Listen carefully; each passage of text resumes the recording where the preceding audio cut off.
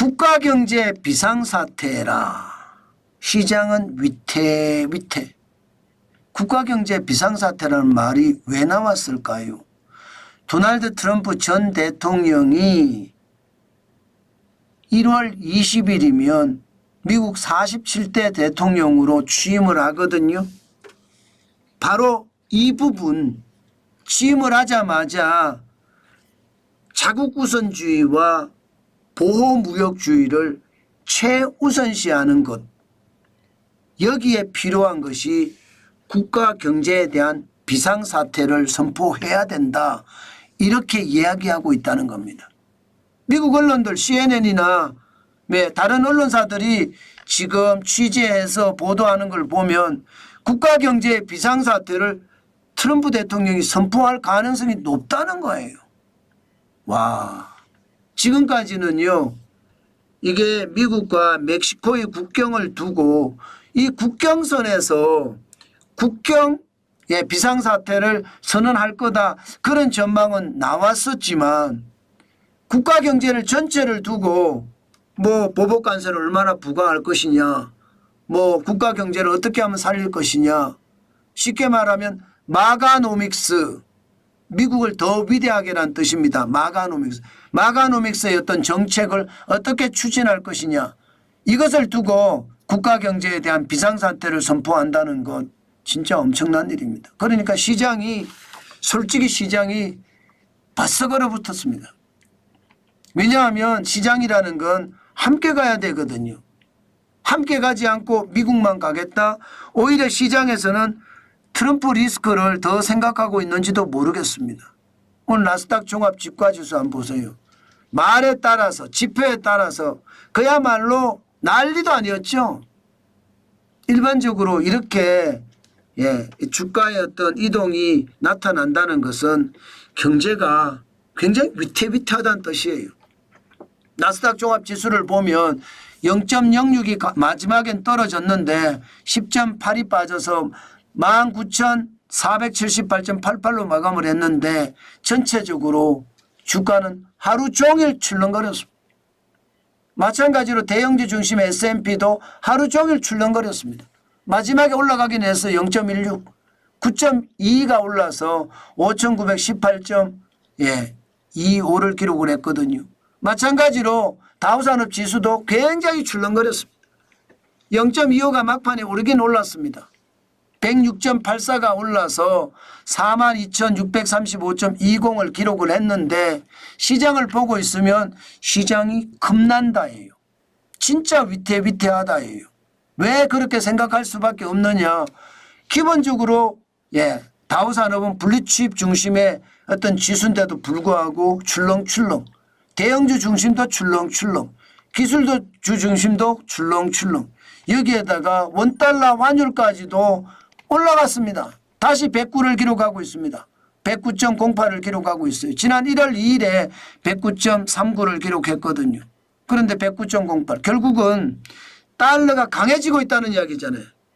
달러가 강해지고 있다는 이야기는 여러 가지로 해석할 수 있지만 오늘 같은 경우에는요, 미국의 물가가 더 올라가기 때문에 금리 인하 속도가 더뎌진다. 올해 금리를 2번 인하한다고 했는데 2번 인하하는 것이 아니라 오히려 기준금리를 올릴 수 있다, 이런 시장의 전망이 나오니까, 기준금리를 올린다는 것은 시중에 있는 달러를 빨아들인다는 뜻이니까 기본적으로는 달러가 강해진다는 뜻이잖아요. 그래서 올라간 겁니다. 109.08까지. 1월 2일에 109.39가 올라갔는데 이렇게까지 지금 따라가고 있습니다. 아마 이렇게 되면 2022년 11월 18일에 109.64를 기록한 이후로 지금 현재가 가장 많이 올라간 강달러다. 강달러가 아니라 킹달러다, 이렇게 이야기할 수 있습니다. 그만큼 지금 시장의 불안감이 큽니다. 게다가 말입니다, 이게 강달러가 되고 금리를 올린다고 하니까 미국 모기지협회 30년 모기지 금리가 6.99까지 올라갔습니다. 7%에 육박했습니다. 모기지 금리라는 게 우리로 말하면 주택담보대출금리라고 생각하시면 됩니다. 그런데 2023년 10월 25일에 7.90%까지는 아니지만요, 지금 2025년 1월 8일에 6.99% 올라갔다는 것은 결국 금리가 올라간다는 뜻이에요. 금리가. 게다가 말입니다. 금리는 올라가는데 시장은 뭔가 이상해. ADP라고 해서 오토매틱 데이터 프로세싱이거든요. 민간 부분의 고용을 나타내주는 지표인데 12월에 12만 2천 명이 늘어나는 데 그쳤습니다. 굉장히 적죠. 8월에 9만 9천 명 이후로 굉장히 적다 이렇게 이야기합니다. 그러니까 8월 이후로 가장 적어졌으니까 고용이라는 것은 경제를 떠받치는 핵심 지표거든요. 그런데 그 지표가 나빠요.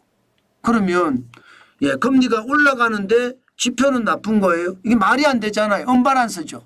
그런데도 지금 시장에서는 언밸런스가 나니까 아니 기본적으로는요. 달러가 강해지고 금리를 인상한다고 하니까 기준금리가 올릴 가능성이 있다 이런 말까지 나오잖아요. 여기에 고용이 지금 떨어지니까 고용이 떨어지면 금리를 내려야 정상이잖아요. 그러니까 시장에서는 대혼란이 그러니까 주가가 출렁출렁 하는 겁니다. 그만큼 말입니다. 시장은 위태위태하다 그렇게 얘기해도 틀린 말은 아니겠다. 저는 그런 생각을 합니다. 그만큼 시장은요 지금 굉장히 혼란스럽습니다. 시장 자체가 혼란스럽습니다. 개별 종목으로 가더라도 마찬가지로 저는 보이거든요. 개별 종목으로 가서 필라델피아 반도체 지수를 먼저 볼까요? 많이 떨어지지는 않았습니다. 그렇지만 혼란은 있습니다. 0.96% 떨어졌거든요. 5162.35로 마감을 했는데 시장에 불안감이 있다는 뜻입니다. 필라델피아 반도체 지수가 떨어졌다는 것은요. 엔비디아는 어떻게 됐을까요? 엔비디아 주가도 아무래도 불안하니까 약보합으로 마감을 했습니다. 140.11 0.021% 떨어진 겁니다. 마찬가지로 애플의 주가도 마찬가지입니다. 애플의 주가도 약간 올랐기는 하지만 0.2% 오르는데 그쳤고요. 242.70으로 마감을 했습니다. 테슬라 요즘 테슬라가 늘 항상 날리니까 테슬라 주가는 우리가 열심히 봐야 되잖아요. 올라가지 못했습니다. 0.15% 올라가긴 했죠. 394.94달러. 전체적으로 보면 말입니다. 시장에서는 경계감이 뚜렷하게 느껴지시죠. 지금 도널드 트럼프가 대통령에 취임하면 마가노믹스라고 해서 Make America Great Again이거든요. 마가라는 그 단어의 어떤 뜻이 미국을 더 위대하게라는 뜻입니다. 그 마가노믹스, 노믹스가 붙으면 이코노믹스의 노믹스입니다. 결국은 도널드 트럼프의 경제 정책 방향이라고 보시면 되는데 이게 말입니다. 시장에서는 공포감으로 작동할 수도 있습니다. 이미 미국의 투자자들은 차익 실현을 해오고 있었거든요. 계속해서 트럼프 대통령이 무리수를 두게 되면 투자자들도 미국에서 등을 돌릴 수 있습니다. 등을 돌리게 되면 시장에서는 그만큼 거품의 어떤 붕괴 가능성도 있다고 봅니다. 저는 시장 트럼프 대통령의 이 마가노믹스가 오히려 미국 시장에 독이 되는 것은 아닌가 저는 그런 생각도 해봅니다. 그만큼 투자자들이 투자를 꺼릴 수 있다는 뜻입니다. 때문에 여러분 우리 투자는 항상 경계감을 가지고 시장을 봐야 되겠다. 그 말씀 오늘도 강조해 드립니다. 반드시 시장은 경계감을 가지고 봐야 됩니다. 요즘 시장은 미국 시장에서 차익 실현한 금액이 한국 시장이 저점이니까 산다 이런 분위기가 강하거든요. 그런 분위기가 강하다는 것도 아시면서 시장을 경계감을 가지고 봐야 되겠다. 그 말씀 오늘도 드리겠습니다.